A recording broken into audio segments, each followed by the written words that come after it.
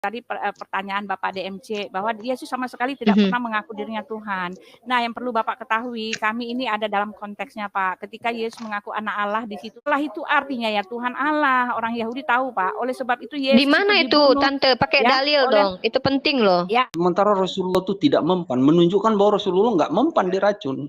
Nabi mati racun, mereka bangga. Ketika Tuhan mereka mati digantung, mereka lupa itu pernyataan itu. Apakah Bapak yakin kalau Yesus itu masih disalib gitu?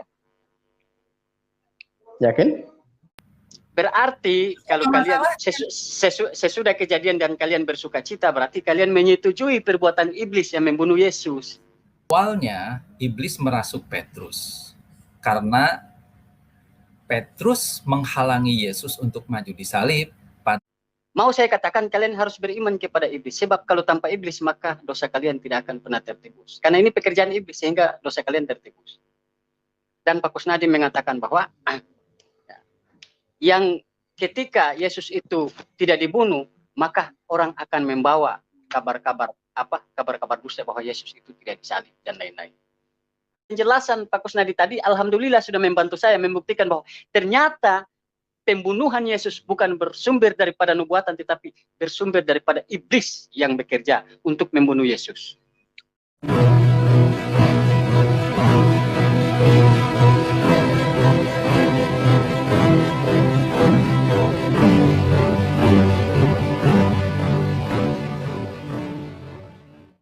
Assalamualaikum warahmatullahi wabarakatuh. Alhamdulillahirabbil alamin wassalatu wassalamu ala asyrafil anbiya'i wal mursalin wa ala alihi wa sahbihi ajmain, amma ba'du. Asyhadu an la ilaha illallah wahdahu la syarikalah wa asyhadu anna Muhammadan abduhu wa rasuluh la nabiyya ba'da. Puji syukur kehadirat Allah Subhanahu wa taala karena kita diberikan waktu dan kesempatan berjumpa kembali melalui channel Salam Satu Akidah. Semoga kita semua dirahmati Allah dan diberi kekuatan serta keteguhan hati di dalam iman Islam untuk terus meningkatkan iman serta ketakwaan kita terhadap Allah Subhanahu wa taala.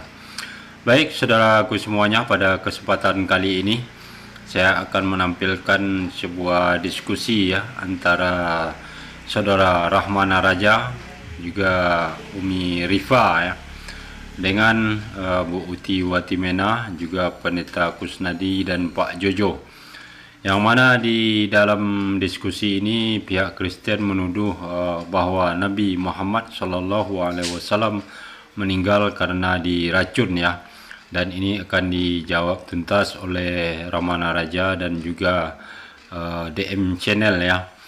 Dan begitu juga sebaliknya ketika Rahmana Raja menyatakan bahwa Yesus itu tidak mati di kayu salib ya, karena memang tidak ada ayatnya di dalam Bible. Kemudian juga tidak ada juga ayat yang menyatakan bahwa Yesus tersebut adalah Tuhan seperti klaimnya Bu Uti Watimena.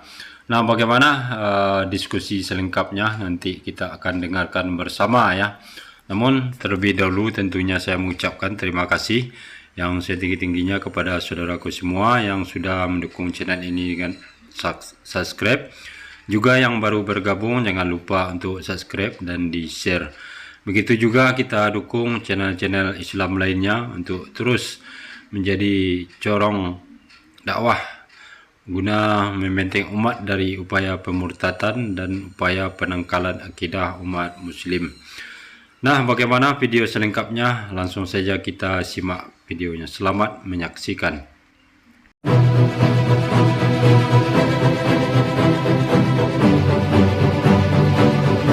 Bicara, silakan Pak Johan, sampaikan apa yang kita bahas dari tadi. Terima kasih, barusan lost kontak. Suaranya ada echo, kayaknya bisa diatur mungkin. Oh, ini dua. Ini apa ya? Bapak pakai dua device kayaknya ya. Saya coba ini. Saya kick satu, sorry, saya kick satu. Coba. Oke, silakan Pak Johan. 1, 2. Ya, jelas? Ya, jelas. Lanjut. Biar Gini. kita ini tuh juga bisa istirahat. Ya. Silakan. Kalau saya boleh nambahin sih gini aja. Pemahaman Kristen dan Islam kan beda, sudah. Jadi tidak ada, saya cuma minta dalam pemahaman Tuhan itu tidak usah diperdebatkan. Saya cuma ngasih masukan aja. Oke, itu saja mungkin tanggapan tentang apa yang kita diskusikan bisa ditangkap atau ada yang ingin disampaikan mungkin. Kalau tidak kita kasih ke Bang DM Channel karena bersama saya nanti bisa closing. Oke. Ada. Silakan. Saya mau sampaikan ke nanti bisa dijawab Mbak Rifa, sama DMC sama boleh. Sama Raja sudah masuk ya? Ya, boleh. Pak Johan stay di sini aja pun tidak apa-apa. Nanti Tante Uti biar istirahat. Jadi Pak Johan sebentar, nanti Bang DM, nanti Tante Uti closing, nanti silakan dengan Pak Johan pun kita di sini mungkin sebentar. Tapi sebenarnya saya cuma maunya 1,5 jam, tapi udah 2 jam. Silakan. Ada yang mau saya tanyakan gini. Dalam Al-Quran 3350 itu kan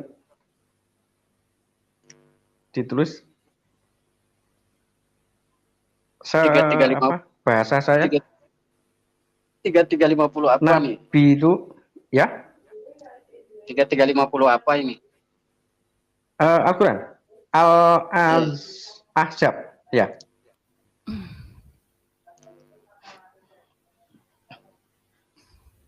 Yang saya sampaikan gini, Nabi Muhammad itu kan diistimewakan gitu kan. Manusia yang istimewa, benar enggak? Karena ada sebutan juga Muhammad itu kekasih Tuhan. Bukan kekasih dalam arti pria wanita ya. Iya.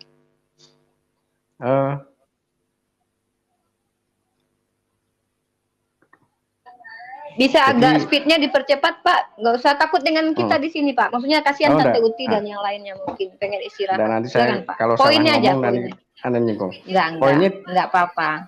Begitu diistimewakan Nabi Muhammad itu, tapi beliau saya jadi cepet. Beliau meninggal dalam keadaan sakit. Ya. Oke. Lanjut. Dalam ayat saya lupa itu Nabi Muhammad minta pada Allah kalau nanti. Tapi ini bahasa saya, tapi ada di Al-Quran ya. Di hadis. Tadi Bapak sudah bawa Al-Ahzab ya. Apa korelasinya dengan ini? Nanti tadi sudah bawa Al-Ahzab. Ke situ. Al-Ahzab itu kan menunjukkan Allah itu memberi keistimewaan kepada Nabi Muhammad kan gitu. Oke, siap. Ya, kemudian pertanyaannya? Nabi Muhammad istimewa itu, Nabi Muhammad pernah minta kepada Allah itu kalau nanti meninggal itu dalam mati di perang, gitu loh. Ada ayat itu kayak. Coba tunjukkan hadisnya, nggak ada itu Pak hadisnya Pak. Coba hadisnya itu nggak ada yang itu Pak. Ini ada itu yang minta. Kalau minta syahid nggak ada itu. Bapak ini. Coba di mana Pak? Hadisnya coba bisa tunjukkan. Ada. Bisa tunjukkan nggak hadisnya itu nggak pernah saya dengar ya, nggak pernah saya dengar sama sekali. Terlintas pun tentang itu nggak pernah. Nanti Pak Johan stay dulu di sini. Al-Bukhari 2797. Oke, lanjut. Oke, biar ini kan pertanyaan, poinnya pertanyaannya. Ini kan Nabi Muhammad sangat merindukan untuk meninggal sebagai martir pada saat jihad. Bahkan apabila memungkinkan sebagai martir, kami tidak mengenal martir, Pak. Mohon maaf, itu sepertinya dapat dari orientalis Bapak itu. Nah, makanya kan saya tanyakan. Benar apa? Oke, nanti kita jawab. Ya, nanti kita jawab. Sebelum Bapak kita ke jawaban Bapak biar tidak terbuang waktunya. Mungkin Bang DM silakan closing Bang DM si channel. Ya. Jadi gini ya. Sebenarnya di Alkitab ya.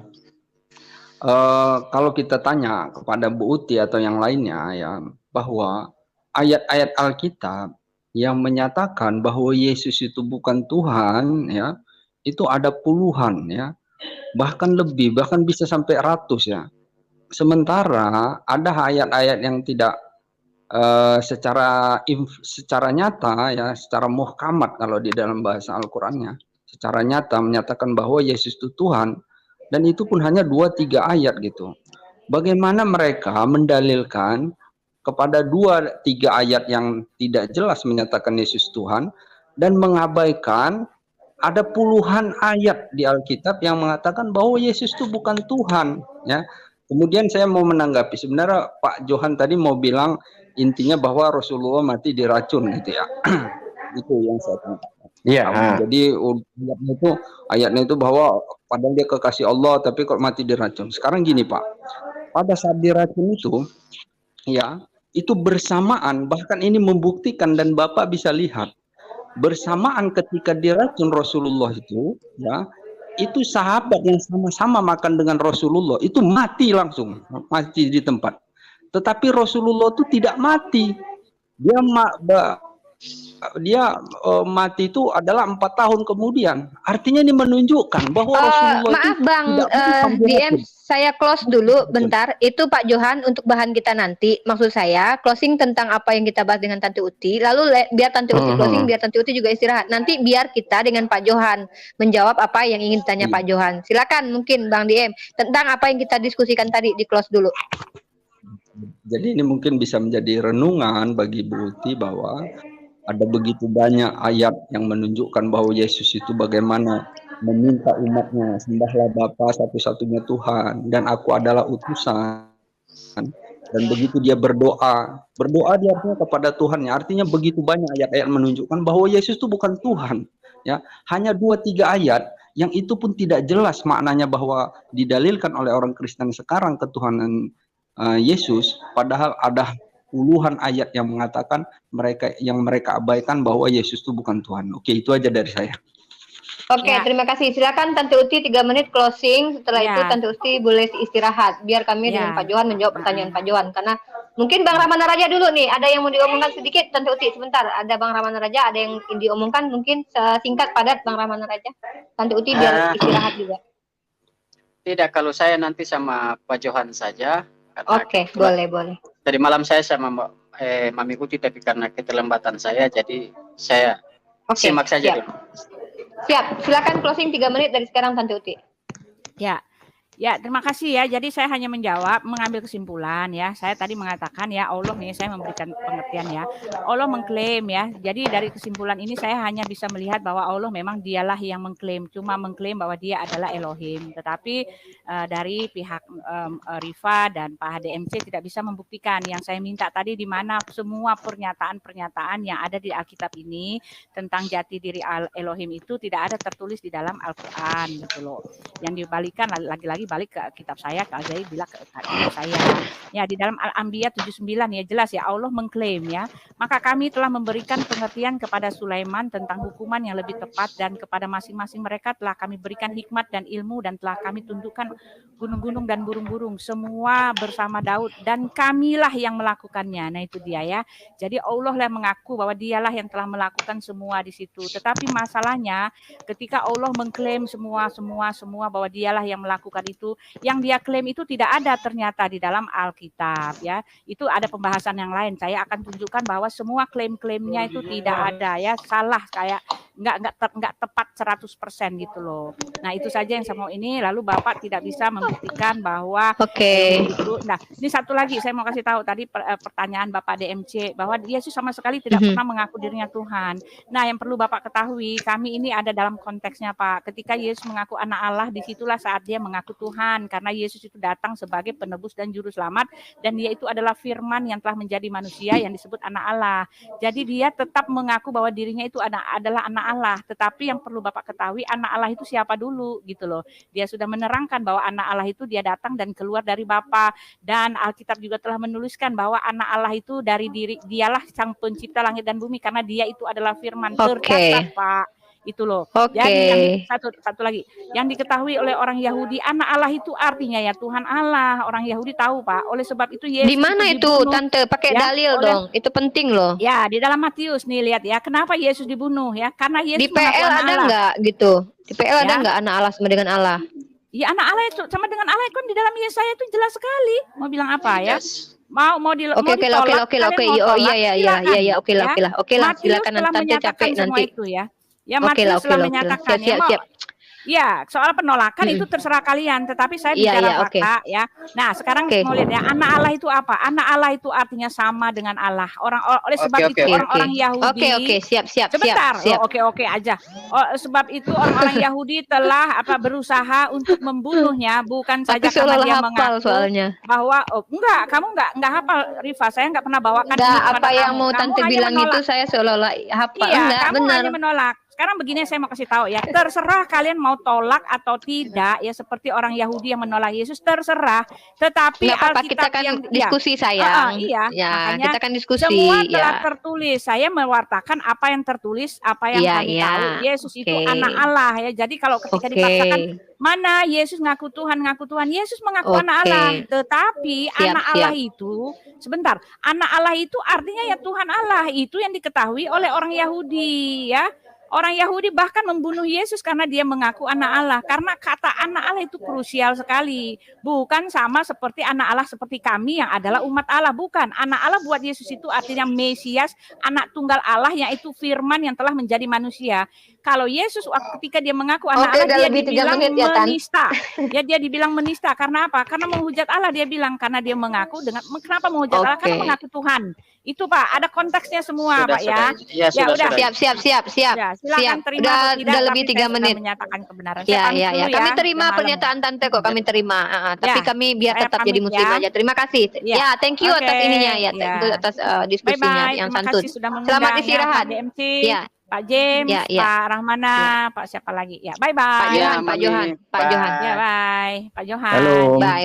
Selamat beristirahat Tante Uti. Shalom. Baik. Salam. Ya. Salam. Jadi itu tadi ya, saya tidak mau lagi membantah atau membahas apa yang disampaikan Tante Uti karena saya sudah hafal, seolah-olah hafal dengan apa yang beliau sampaikan. Silakan istirahat Tante Uti. Oke, di sini ada Bang Ramana Raja. Pak Johan tadi memberikan pertanyaan tentang Rasulullah dan bisa dijawab langsung mungkin dengan Bang di MC Channel dengan Bang Ramana Raja, mungkin bisa saling berkolaborasi. Nanti saya minta closingnya dari Pak Toto nih. Saya suka soalnya. Silakan. Lanjut. Ya, jadi sebenarnya ya justru di situ menunjukkan bahwa Rasulullah itu nggak mempan diracun ya. Karena bersamaan dengan itu Allah perlihatkan sahabat yang makan racun itu langsung mati, tetapi Rasulullah itu tidak mempan. Dia meninggal 4 tahun kemudian. Apakah mungkin racun itu bisa bekerja selama 4 tahun ya? Ya memang Rasulullah wafat ya memang sudah sampai ajalnya. Ya, bahkan ketika malaikat di Israel itu datang ya artinya menceritakan bahwa pada Israel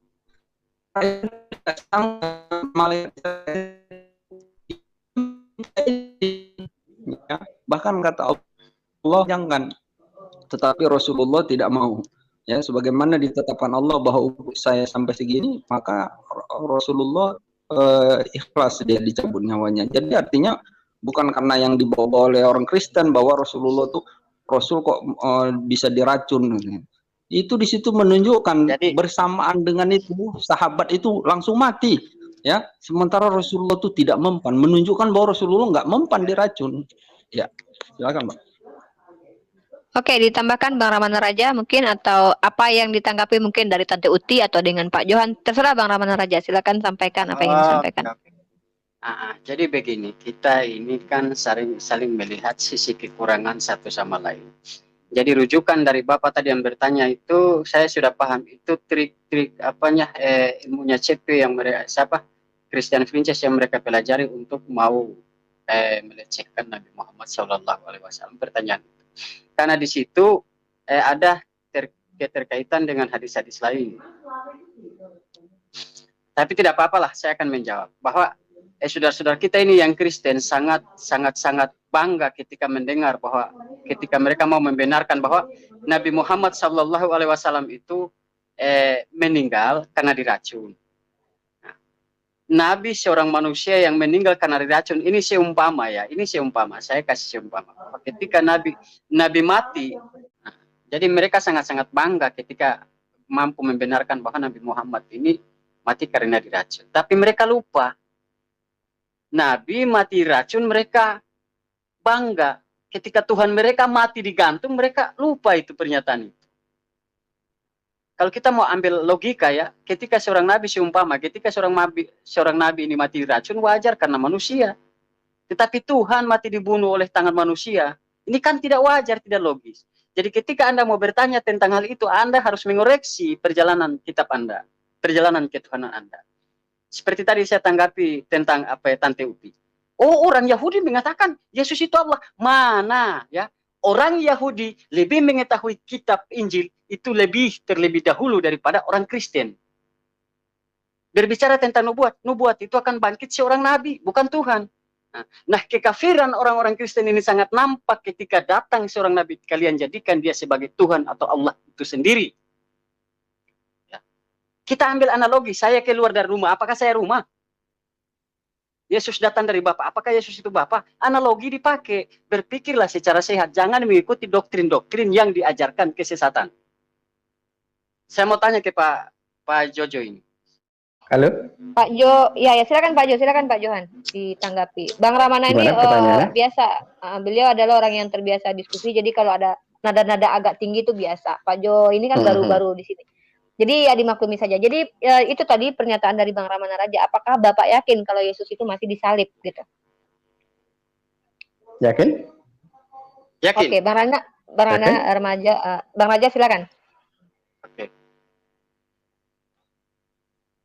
Malaikat Gabriel mati, Anda yakin nggak?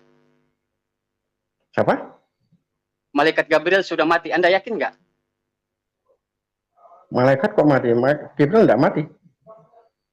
Anda nggak yakin kalau saya bilang Gabriel itu mati? Enggak. Malaikat Gabriel, malaikat mati kamu nggak yakin, Tuhan mati kamu yakin. Ayatnya mana? Anda di mana? Justru saya analogikan, malaikat mati, kamu tidak percaya, kamu mengatakan tidak ada ayatnya. Tuhan mati, kamu percaya, dan itu ada ayatnya. Itu sudah membuktikan bahwa Tuhan yang kamu sembah itu Tuhan bisa mati. Bukan, beda. Pemahaman saya beda. Yesus mati, salib, ya. Tapi Gabriel itu kan malaikat. Malaikat tidak mati. Kamu mendukung dengan penyaliban Yesus? Iya. Mendukung? Iya. Alhamdulillah. Bukan mendukung, maksudnya kalau mati itu disalib, iya. Saya tanya, ketika Yesus ini dinubuatkan bahwa Yesus ini kalian mengatakan bahwa dia itu mati tersalib, kamu mendukung tentang kematian Yesus enggak? Mendukung yang gimana? Belum jelas. Ya kamu setuju enggak dengan kematian Yesus? Kalau matinya disalib, setuju. Setuju. Yakin? Yakin? Oke. Maka di kisah para rasul di Injil Matius ya, di situ dia mengatakan ya, bahwa hai orang Israel, aku telah mengutus engkau nabi-nabi, orang-orang bijaksana, ahli-ahli Taurat, sebagian kalian salibkan, dan sebagian kalian bunuh, dan sebagian kalian sesah di rumah-rumah mereka.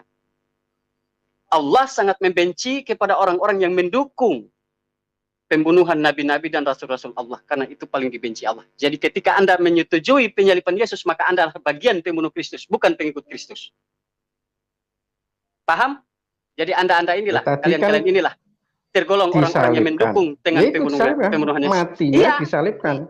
Iya, karena mati itu karena kalian menyetujui itu. Ketika Al-Quran membela, kalian mengatakan Al-Quran menista agama kalian.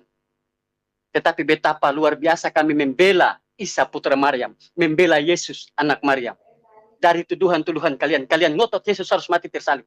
Karena apa? Kalian mengikuti doktrin iblis bahwa namanya utusan-utusan Allah yang mengajarkan kebaikan dan mengajarkan tentang firman Tuhan harus mati, dan kalian menyetujui itu. Maka kalian adalah golongan-golongan orang yang mendukung pembunuhan nabi-nabi, mendukung pembunuhan rasul-rasul, Seperti dikatakan di Injil Matius, jangan kamu menyangka kamu akan lolos dari hukum neraka.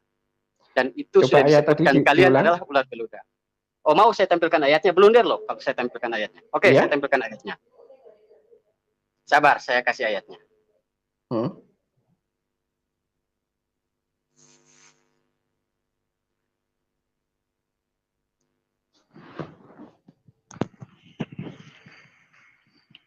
Pelan-pelan dikit. Sabar ya, saya kasih ayat. Iya.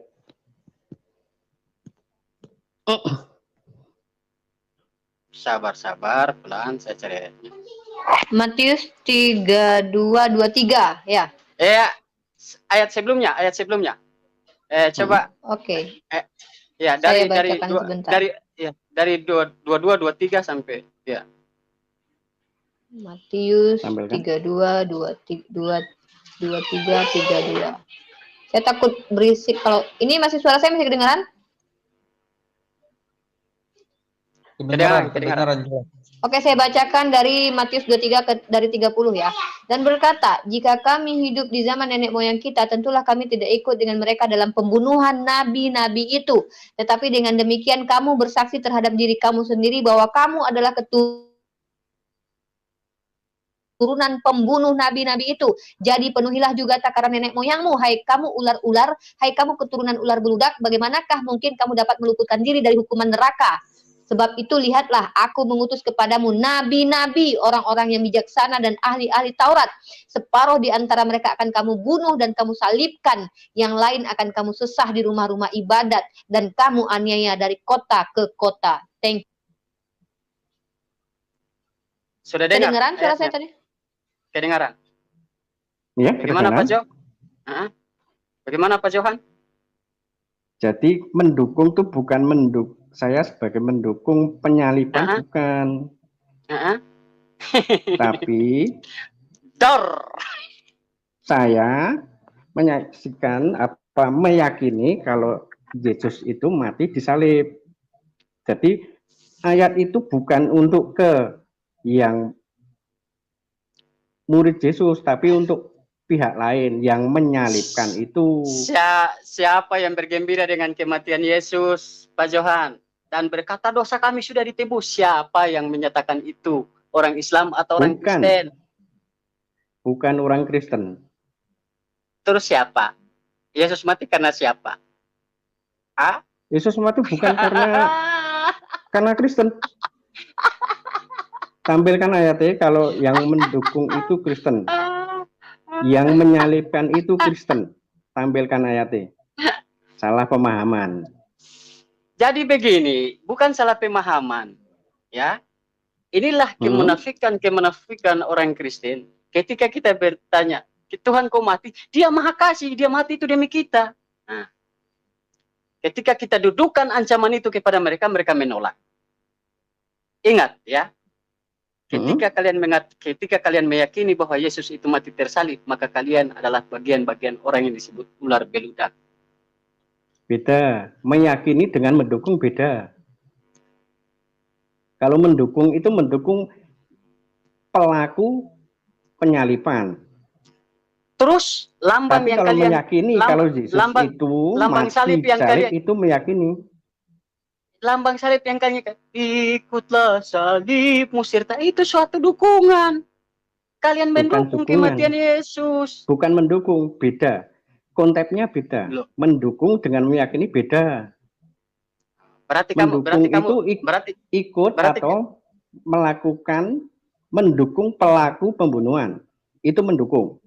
Jadi begini, ketika kamu kewajiban seorang Kristen seperti apa yang harus kamu pikul?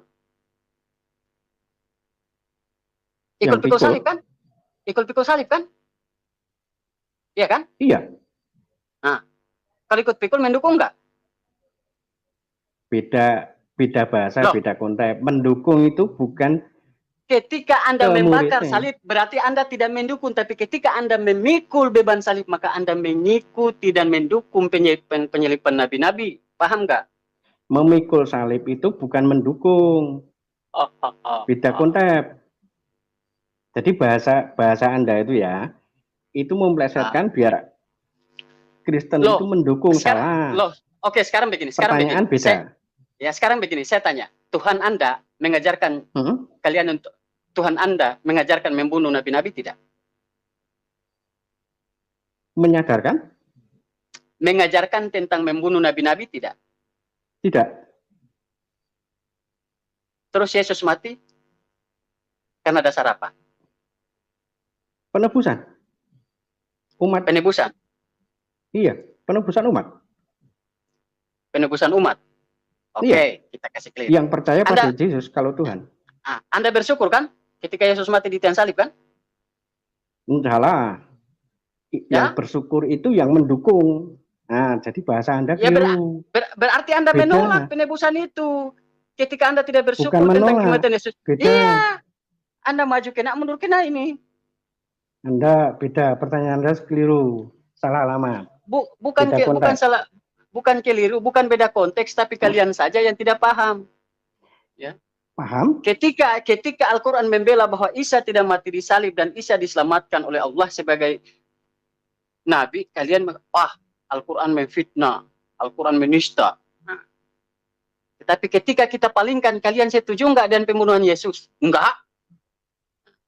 Jadi kalau kalian tidak menyetujui tentang pembunuhan Yesus, maka kalian tidak menyetujui tentang penebusan dosa. Ketika Anda menyetujui tentang pembunuhan Yesus, maka Anda lah pembunuh Kristus itu, bukan pengikut Kristus. Kalau Bukan pengikut Kristus, dia berusaha bagaimana untuk... Setuju, umat Kristen itu setuju kalau Yesus itu mati di salib. Bukan setuju untuk membunuh. Iya, jadi ketika kamu bergembira bahwa kematian Yesus di kayu salib dengan menebus dosa kalian, maka kalianlah pembunuh itu. Tidak bergembira, beda. Coba ayatnya kalau kita bergembira dengan kematian Yesus, tampilkan ayatnya. Coba tampilkan ayatnya. Loh, sekarang begini, toh? Enggak berani dong nampilkan ayatnya. Bukan, coba salah alamat.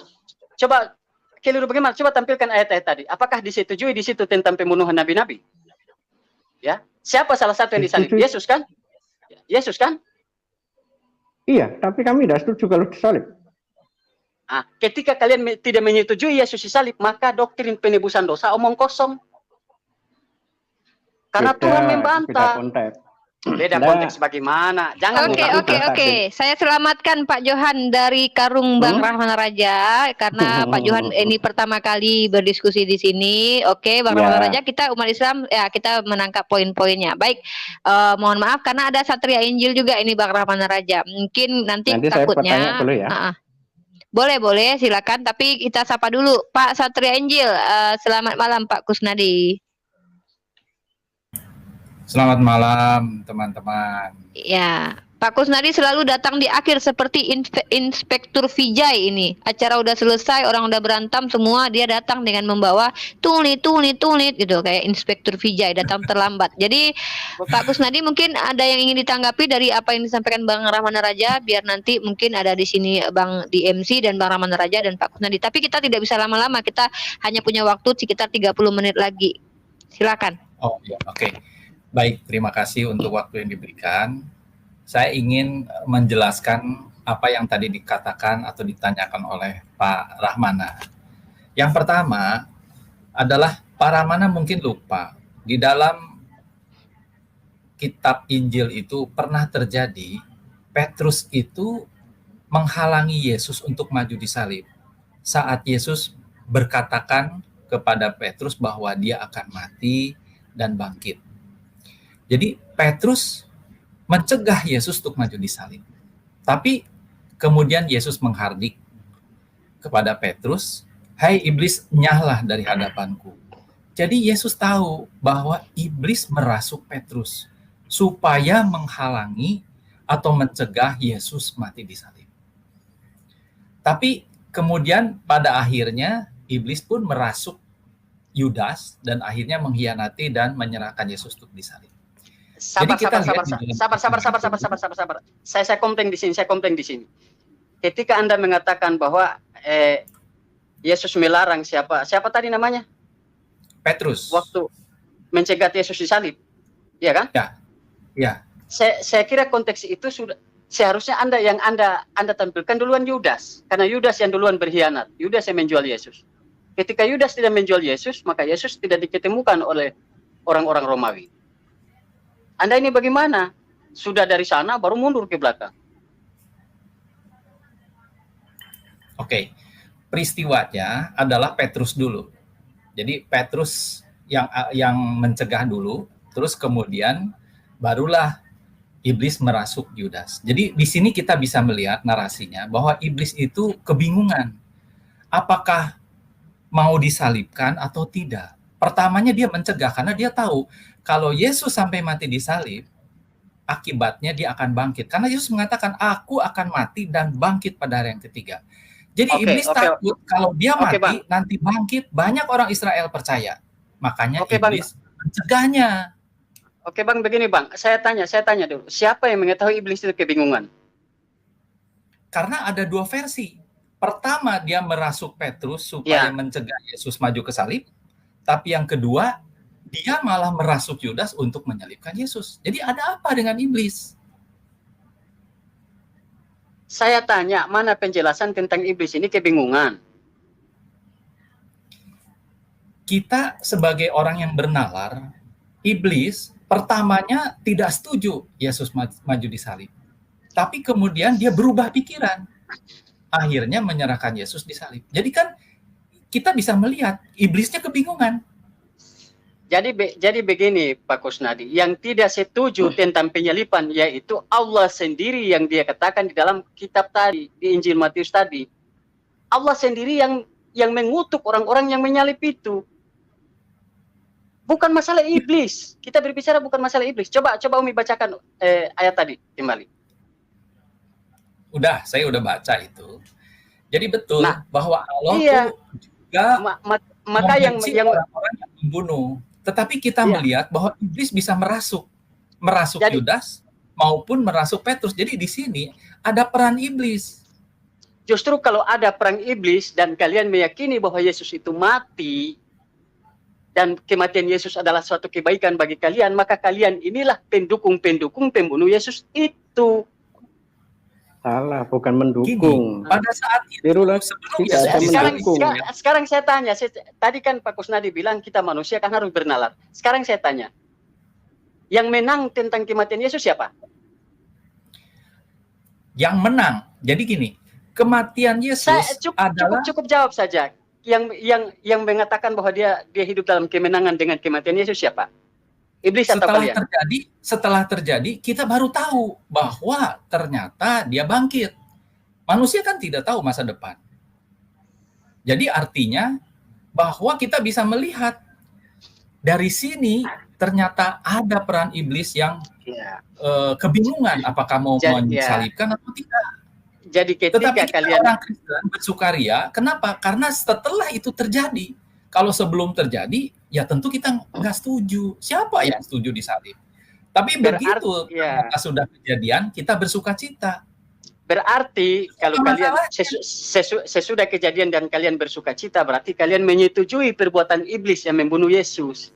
Ya, di Injil Matius sudah menekan. Salah, bukan menyetujui. Tidak demikian. Contohnya begini ya. Contohnya gini, kalau Pak Rahmana, misalnya ada suatu kecelakaan, ternyata Pak Rahmana selamat. Nah, setelah tahu selamat, bersuka cita. Asumsi lagi, asumsi. Coba Umi bacakan ayat tadi lagi ulang. Umi, coba bacakan tadi ulang penekanan itu tentang pembunuhan nabi-nabi. Oke, sebentar. Di dalam Matius 23:32. Jadi, dan berkata, jika kami hidup di zaman nenek moyang kita, tentulah, saya ambil dari ini aja, 29 lah. Celakalah kamu, hai ahli-ahli Taurat dan orang-orang Farisi, hai kamu orang-orang munafik, sebab kamu membangun makam nabi-nabi dan memperindah tugu orang-orang soleh. Dan berkata, jika kami hidup di zaman nenek moyang kita, tentulah kami tidak ikut dengan mereka dalam pembunuhan nabi-nabi itu. Tetapi dengan demikian kamu bersaksi terhadap diri kamu sendiri bahwa kamu adalah keturunan pembunuh nabi-nabi itu. Jadi penuhilah juga takaran nenek moyangmu, hai kamu ular-ular beludak, hai kamu ular-ular, hai kamu keturunan ular beludak, bagaimanakah mungkin kamu dapat meluputkan diri dari hukuman neraka? Sebab itu, lihatlah, aku mengutus kepadamu nabi-nabi, orang-orang bijaksana dan ahli-ahli Taurat.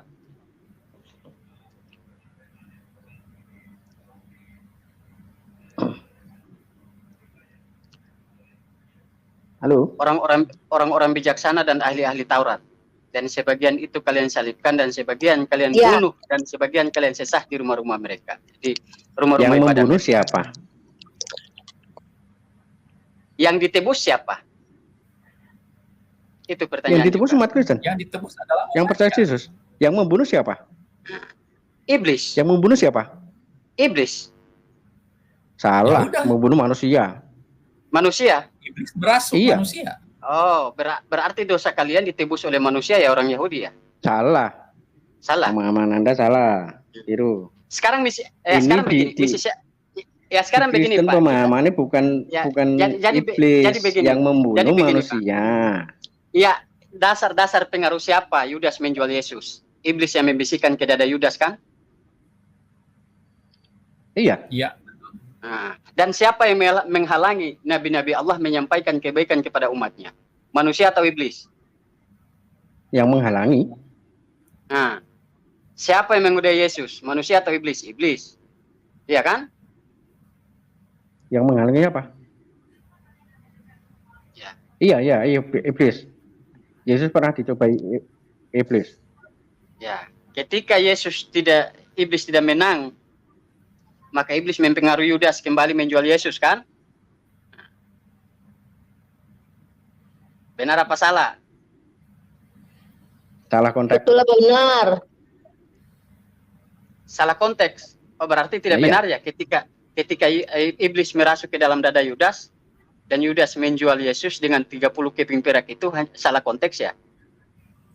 Konteksnya itu memang sudah dinubuatkan Yesus mati disalib. Ketika kalau Anda mendudukan kematian Yesus sudah dinubuatkan, berarti ada ajaran tentang membunuh nabi-nabi. Oh tidak. Bukan ajaran, itu Tidak. memang keinginan iblis Terus- membunuh nabi-nabi. Terus dasar siapa untuk memerintahkan membunuh Yesus? Dasar memerintah kan? Poin pertama. Tidak ada perintah. Poin tidak ada perintah. Dari Tuhan tidak ada perintah. Oh, Itu dari kan Tuhan rencana tidak ada Tuhan, perintah. bukan? Tadi bilang sudah dinubuatkan. Beda perintah Ya, dengan rencana Bukan beda. direncanakan, Beda tetapi kata, beda maksud. Oke, kembalilah saya ambil dulu sebentar ya. Seperti biasa ya, kaki bukanlah kaki tapi tangan. Kalau tertulis kaki maka adalah tangan. Kalau tertulis cantik maka artinya adalah tidak cantik. Begitu biasanya kalau kita dengar dari teman-teman ini. Tapi ya sudah, saya sudah di 2 jam 46 ya, dan mungkin Bang Ramana Raja Saya belum ada tanya. penekanan dan closing sebentar Pak Johan. Kalau ditanya nanti biar dijawab aja. Silakan di closing dulu tema ini tentang kematian Yesus ini, program siapa. Kemudian nanti Pak Satria Injil juga silakan closing juga karena masuknya udah belakangan. Nanti Pak Johan mau bertanya kita jawab aja. Udah, silakan Bang Rahman. Pak Satria Injil dulu deh, tanggapi Bang Ramana Raja. Walaupun sulit, saya harus potong Bang ya, karena saya tahu nanti Pak Satria Injil dan Pak Johan jawabnya seperti apa. Seolah-olah apa lagi. Silakan Pak Satria Injil atau Pak Kusnadi. oke, saya diberi waktu berapa menit, tapi tolong jangan dipotong gitu. Oke, saya kasih waktu 3 menit ya. Ini 246 ke 249. Silakan dari sekarang. Oke, baik, terima kasih. Jadi dari narasi Alkitab, kita melihat bahwa awalnya iblis merasuk Petrus karena Petrus menghalangi Yesus untuk maju di salib pada saat Yesus mengatakan dia akan mati dan bangkit. Jadi iblis ketakutan kalau nanti Yesus mati dan bangkit, maka nanti seluruh orang Israel akan percaya kepada Yesus dan dia akhirnya bangkit. Nah, karena kebingungan melihat bangsa Israel semakin lama semakin banyak yang percaya kepada Yesus, maka iblis terdesak. Akhirnya mau tidak mau dia merasuk Yudas agar menyalibkan Yesus dan membunuh Yesus. Karena iblis punya strategi, yaitu bahwa setelah dia menyalibkan Yesus dan mati, maka iblis akan menyebarkan kabar bohong yang mendustai kematiannya. Bahwa Yesus itu tidak mati. Dia tidak mati di salib. Dia pingsan dan lain sebagainya. Karena tujuannya, kalau sampai nanti orang-orang tahu bahwa Yesus itu tidak mati di salib, apa itu pingsan dan lain sebagainya, maka tidak mungkin ada kebangkitan. Kalau tidak ada kebangkitan, berarti tidak ada kekristenan. Artinya iblis akan menang dengan kabar dusta seperti itu. Jadi itulah sebabnya mengapa iblis melakukan strategi itu dan akhirnya menyalibkan Yesus. Dan atas kematian kemudian kebangkitan Yesus, kita umatnya baru tahu, oh ternyata ada kebangkitan, ternyata ada penebusan dosa. Dan karena itulah kita bersuka cita. Jadi bukan karena kita bersuka cita terus kita membunuh Yesus, itu terbalik. Yang tahu tentang semuanya itu adalah Tuhan yang Maha Tahu. Karena itulah Tuhan menuliskan bahwa nanti akan mati. Karena dia sudah tahu. Tapi bukan dia merencanakan, tetapi dia Maha Tahu saja. Demikian dari saya, terima kasih untuk waktunya, kami kembalikan. Oke. Terima kasih banyak Pak Kusnadi. Bang Ramana Raja, silakan penekanannya dan poin yang bisa diambil dari apa yang barusan didiskusikan dengan Pak Johan. Walaupun saya ingin menyelamatkan kembali Pak Johan dari karung Bang Ramana Raja. Silakan Bang Ramana Raja. Oke, ya. Jadi begini, saya sanggah kedua orang ini, Pak Kusnadi sama Pak Johan. Kusnadi mengatakan iblis sudah kebingungan dan mau tak mau iblis membunuh Yesus. Ini kematian Yesus ini sudah mutlak yang dikatakan Pak Kusnadi bahwa iblislah yang menyebabkan sehingga Yesus ini mati. Mau saya katakan kalian harus beriman kepada iblis, sebab kalau tanpa iblis maka dosa kalian tidak akan pernah tertebus. Karena ini pekerjaan iblis sehingga dosa kalian tertebus. Dan Pak Kusnadi mengatakan bahwa yang ketika Yesus itu tidak dibunuh, maka orang akan membawa kabar-kabar dusta bahwa Yesus itu tidak disalib dan lain-lain. Tetapi fakta terbalik. Kalau kita berpikir secara rasional dan logika, ya, ketika iblis berhasil membunuh Yesus dan iblis mulai merasuk dengan dogma-dogma, Yesus mati karena menghapus dosa kalian. Pertuhankan dia. Si Pak Kusnadi sudah mengatakan Tuhan sudah tahu dan Tuhan sudah menulis. Tuhan mana yang menulis tentang kematian dia sendiri? Dengan mengatakan Tuhan menulis, berarti Kusnadi sudah membuktikan bahwa Yesus benar-benar bukanlah Tuhan, dia hanya sekedar Rasul Allah, Nabi Allah dari Nazaret, Nabi Yesus dari Nazaret, dan utusan Allah yang dibenci oleh iblis. Karena pekerjaan Nabi-Nabi Allah dan Rasul Allah yang menyampaikan setiap firman Allah kepada umatnya. Jadi ini sudah nampak sekali dengan penjelasan Pak Kusnadi tadi, alhamdulillah sudah membantu saya membuktikan bahwa ternyata pembunuhan Yesus bukan bersumber daripada nubuatan, tetapi bersumber daripada iblis yang bekerja untuk membunuh Yesus. Jadi alhamdulillah Pak Kusnadi sudah membantu saya. Oke, terima kasih. Pak Johan, saya kasih waktu 3 menit. Ya. Pak Johan, saya kasih waktu 3 menit. Nanti tunggu, kita Mas punya cuman waktu 10 menit kurang lebih. Saya kasih Pak Johan 3 menit. Nanti Pak DMC 2 menit, Bang Rahmana 2 menit, Pak Satria Injil 2 menit. Kemudian saya kasih terakhir 2 menit closing atau 3 menit untuk Pak Toto closing pencerahan kita kali ini. Pak Johan silakan. 3 menit karena Pak Johan, Pak Satria Injil tadi 3 menit. Silakan Pak Johan 3 menit. Jangan bertanya dulu Pak, nanti disambung lagi kapan-kapan ya. Ini sudah terlalu malam. Silakan 3 menit dari sekarang. Ya. Tentang tadi Ramana Raja tidak ada nubuatan.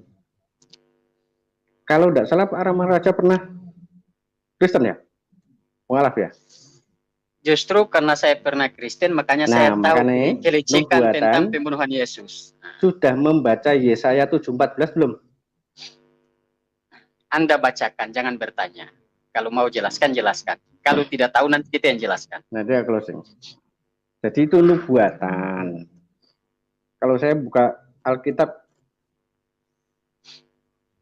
hilang nanti sinyalnya. Turun. Itu aja closingnya. Jadi tentang Yesus disalibkan, mati disalib itu dinubuatkan atau tidak, yang membunuh iblis atau manusia atau tidak, kalau itu dipertanyakan ke orang Kristen siapa aja, jawabannya tetap sama.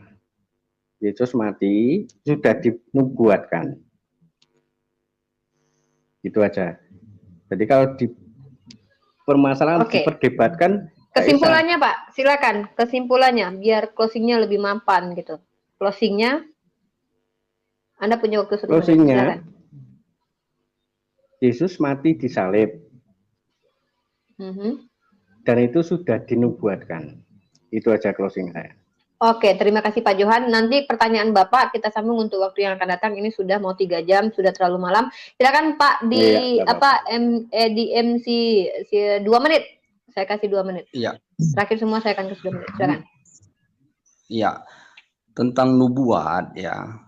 Dan itu juga tadi ada saya dengar ya dari Uni Ripa tentang Yesaya itu. Jadi nubuat itu memang menceritakan tentang kejadian. Mungkin bahwa seperti sebagaimana Rasulullah menubuatkan tentang cucunya, bahwa cucunya ini Hasan ini akan mati diracun, dan itu terjadi. Begitu juga nubuat dia bahwa Husain itu dipenggal. Maka ketika terjadi nubuat itu, bukan berarti orang yang dengan keadaan Husain dipenggal itu menjadi sukaria bahwa itulah yang menjadi penebusan mereka. Tapi nubuat tentang Yesus itu bahwa Yesus itu akan mungkin disalib di situ ya, yang dimaknakan ya, disalib. Tapi artinya bahwa tentang tiba-tiba menjadi penebusan ya, karena gini, ayat satu kata aja ada noise ya. Ya.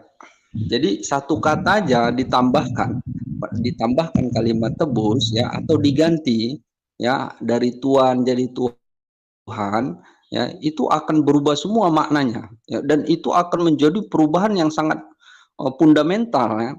Dan sekarang Alkitab ya yang untuk menjadi rujukan itu Alkitab itu sudah terjemahan semua ya. Jadi yang terjemahan ini pasti sudah banyak penambahan, revisi dan sebagainya. Maka ini sudah tidak bisa lagi dijadikan dalil, ya. Maka yang hanya bisa dijadikan dalil itu hanya original teks. Original teks itulah yang menjadi puncaknya. Terjemahan ini adalah untuk mendekatkan paham dari original teks, tetapi untuk dalil harus kembali ke original teks. Karena kalau terjemahan itu tidak bisa dijadikan dalil. Oke, itu aja dari saya. Terima kasih. Baik, kemudian sekarang saya kasih Pak Kusnadi sekali lagi 2 menit. Closing general, silakan. Baik, terima kasih. Jadi ada sesuatu yang kurang pas, yaitu bahwa menubuatkan itu bukan menentukan ya. Menubuatkan itu seperti meramalkan. Artinya Tuhan sudah tahu ke depannya akan seperti ini, maka dia kasih tahu. Dan justru di dalam proses penyaliban ini, Yesus terbukti sebagai Tuhan. Karena dia bisa tahu masa yang akan datang, termasuk kematian dirinya. Sehingga dia menyebutkan itu berkali-kali kepada murid-muridnya bahwa dia akan mati dan bangkit pada hari yang ketiga. Dan itu terjadi tepat. Artinya bahwa Yesus itu Maha tahu. Tetapi dia bukan menyerahkan dirinya, artinya dia untuk bunuh diri, bukan, tetapi dia hanya menyediakan dirinya untuk disalib ya. Jadi jangan salah paham lagi, karena ada istilah-istilah yang bisa dipelintir gitu. Bukan dia bunuh diri, tetapi dia menyerahkan dirinya sebagai tebusan. Nah, kenapa begitu? Ya karena memang Tuhan sudah tahu bahwa nanti akan terjadi seperti itu. Jadi artinya bahwa orang Kristen bersukacita karena ternyata apa yang terjadi kepada Yesus itu telah membebaskan semua umat manusia dari dosa dunia. Sehingga sangat disayangkan kalau orang-orang menolak Yesus sebagai Tuhan. Artinya bahwa orang-orang yang menolak Yesus sebagai Tuhan itu artinya dia menolak surga. Jadi kalau ini terus kemudian dikatakan bahwa tidak cukup kuat karena ini merupakan terjemahan, tetapi aslinya masih bersama kami dan itu merupakan bagian daripada pengajaran. Jadi tidak hanya terjemahan, tetapi aslinya juga. Oke, Baik, terima waktunya kasih. habis. Pas, tepat Pak Kusnadi menyampaikan closingnya. Bang Ramana Raja. Bang Ramana Raja, 2 menit. Silakan mulai dari sekarang untuk membungkus Pak Kusnadi dengan Pak Johan. Kalau kurang nanti saya tambahkan 1 menit. Oke, 3 menit lah, silakan. Bungkus. Oke, alhamdulillah. Ketika Pak Kusnadi mengatakan sudah dinubuatkan, terbukti yang dinubuatkan bukan Tuhan tetapi Nabi. Tetapi tidak apa-apalah. Kalau Nabi Pak Kusnadi anggap itu adalah Tuhan, tidak apa-apa. Saya tidak membantai itu. Ya, bahwa sudah dikatakan di Kisah Para Rasul, hai orang Israel, kamu harus tahu bahwa Yesus yang kalian salibkan itu, dia telah dijadikan Tuhan bagi kalian. Ya, jadi ketika Pak Kusnadi mendudukkan Yesus sebagai Tuhan, ya, alhamdulillah, Tuhannya Kusnadi hanyalah Tuhan lokal yang dijadikan. Ya, supaya sadar ini. Ketika mengatakan bahwa kematian Yesus bersumber dari iblis dan iblis yang mempunyai misi itu, alhamdulillah Kristen ada dalam genggaman ajaran iblis. Ketika Yesus mati dan iblis mulai memutarkan balikan fakta, Yesus mati karena menebus dosamu, tidak usah kau takut, pertuhankan dia, tetapi lupa dengan nubuatan bahwa yang dinubuatkan akan datang bukan Tuhan, tetapi yang dinubuatkan adalah Nabi besar Isa alaihi salam bin Maryam. Oke, seperti itu pernyataan saya. Oke, dibungkus dengan pernyataan Bang Ramana Raja. Dan kita, terima kasih Pak Kusnadi, Pak Johan atas kebersamaan kita di sini. Situasi kondusif, tidak ada yang kejang dan ayan. Terima kasih. Walaupun ada sedikit yang pilek dan flu. Pak Toto, spesialis closing, hikmah apa yang kita dapatkan kali ini dari Pak Toto? Silakan Ustadz Toto. Waktu dan tempat dari tadi menunggu. Baik, terima kasih. Assalamualaikum warahmatullahi wabarakatuh. Dan selamat malam teman-teman yang non-muslim. Baik, setelah simak diskusi tadi, ada beberapa hal yang ingin juga saya sampaikan di sini. Yang pertama, ini alhamdulillah jarang-jarang sekali kita menyimak diskusi yang santai seperti ini, tapi penuh dengan padat berisi. Yang tentunya ada beberapa dalil-dalil yang dimunculkan. Memang hendaknya harus diskusi itu penuh dengan disertai dengan dalil. Dalil sendiri berasal dari kata bahasa Arab dalla yudillu dalilan, yaitu kata kerja dalla artinya menunjukkan, yudillu menunjukkan, dalilan adalah masdar dari dua kata itu yang berarti petunjuk. Baik, terima kasih. Selanjutnya tentang tauhid. Berasal dari kata wahada yuwahidu tauhidan, yang artinya membuat sesuatu itu satu saja, menjadikan sesuatu itu satu saja. Artinya tauhid adalah suatu pengajaran bahwasanya. Sepertinya ada masalah dengan handset Anda mungkin Pak Toto. Bisa diperbaiki biar kita jelas mendengarkan closing yang luar biasa ini. Ya, kita nggak pakai handset ini. Oke, mungkin dilanjut aja. Mudah-mudahan kita bisa menyimak. Silakan. Baik. Jadi dengan logika saja kita bicara, kita umat Islam meyakini bahwa Tuhan itu adalah satu dan satu-satunya, la ilaha illallah. Di ayat kursi juga dijelaskan, Allahu la ilaha illahu wal hayyul qayyum.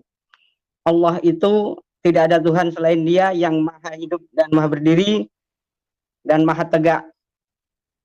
Kita meyakini bahwasanya yang ada matinya, yang mengalami mati itu bukan Allah, dan yang tidak bisa berdiri sendiri, yang membutuhkan yang lainnya itu juga bukan Tuhan. Tauhid sendiri terdiri dari 3 bagian. Yang pertama yaitu tauhid rububiyah, yang kedua uluhiyah, dan yang ketiga asma wa sifat. Tauhid rububiyah adalah mentauhidkan dalam hal ketuhanan. Jadi tidak ada Tuhan lain selain Dia.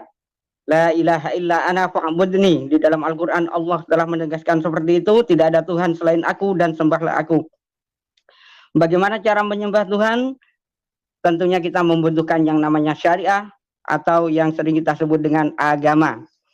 Agama berlandaskan dengan kitab suci. Kitab suci adalah sebuah pedoman yang langsung diturunkan oleh Allah sehingga sempurna dan tidak ada revisi-revisi di dalamnya. Yang kedua, tauhid uluhiyah, yaitu mentauhidkan dalam keilahian. Dalam keilahian artinya kita meyakini bahwasanya sesuatu itu ada yang menciptakan. Siapa dia? Yaitu ilahi, Tuhan yang harus kita sembah. Yang ketiga yaitu tauhid asma wa sifat, bahwasanya kita dalam bertauhid, kalau meyakini Allah adalah satu-satunya, maka kita harus yakin tidak ada sesuatu pun yang diserupakan dengan Allah. Qul huwallahu ahad, Allahus samad, lam yalid walam yulad walam yakul lahu kufuwan ahad. Katakan Allah itu satu, hanya Allah tempat bergantung. Allah tidak beranakkan. Allah yang maha suci, karena sesuatu yang beranak pasti akan menghadap namanya kematian. Dan Allahu Akbar. Tidak ada yang serupa dengan Allah. Maka itu akhir dari diskusi ini, mari kita gunakan hati untuk mengimani, mari kita gunakan pikiran untuk mempelajari segala hal yang akan mendekatkan kita kepada Allah, dan Nggak ada mari kita gangguan. mari kita gunakan logika. Itu saja dari Oke, mari kita gunakan logika, kata Pak Toto. Karena Waalaikumsalam, luar biasa Pak Toto, walaupun ada gangguan ya, mudah-mudahan ikhwan filah di rumah bisa menyimak. Saya akhiri diskusi kali ini, terima kasih Pak Kusnadi, terima kasih Pak Johan, mohon maaf bila ada kata-kata kami yang salah. Nah, demikianlah saudaraku semuanya, kita sudah dengarkan secara lengkap diskusi ini ya. Dan jawaban dari DM Channel atas tuduhan kepada Nabi Muhammad SAW perihal beliau meninggal karena diracun sudah sangat bagus dan tepat sekali ya jawaban yang diberikan oleh DM Channel. Dan begitu juga seperti biasanya ya, para umat Kristen ini apabila berdiskusi selalu mengandalkan asumsi atau berdasarkan angan-angan mereka sendiri ya, bukan berdasarkan ayat di dalam Bible itu sendiri, yaitu perihal Yesus yang mereka anggap Tuhan. Itu sama sekali tidak ada ayatnya di dalam Bible ya yang menyatakan atau pengakuan dari Yesus sendiri dia adalah Tuhan yang harus disembah. Nah, begitulah umumnya ya para oten-oten ini jika berdiskusi. Dan Rahmana Raja pun seperti biasanya selalu memberikan jawaban yang sulit untuk dijawab ya, apalagi dijelaskan berdasarkan kitab mereka. Jadi sangat kelihatan bahwa mereka tidak mampu untuk menjelaskan keyakinan mereka berdasarkan akal logika yang sehat. Nah, demikianlah saudaraku semuanya, mudah-mudahan video ini bisa menambah wawasan dan pengetahuan kita. Dan yang terpenting adalah tentunya kita bisa meningkatkan keimanan serta ketakwaan kita kepada Allah Subhanahu wa taala, karena memang semakin nyata dan jelas ya bahwa hanya ajaran Islamlah agama yang benar yang langsung diberikan oleh Allah Subhanahu wa taala sebagai jalan dan petunjuk bagi seluruh manusia ya untuk di dunia dan juga di akhirat. Akhir kalam, tidak ada gadingan tidak retak. Kalau ada kesalahan itu murni dari saya. Kebenaran yang mutlak hanyalah milik Allah Subhanahu wa taala. Terima kasih. Assalamualaikum warahmatullahi wabarakatuh.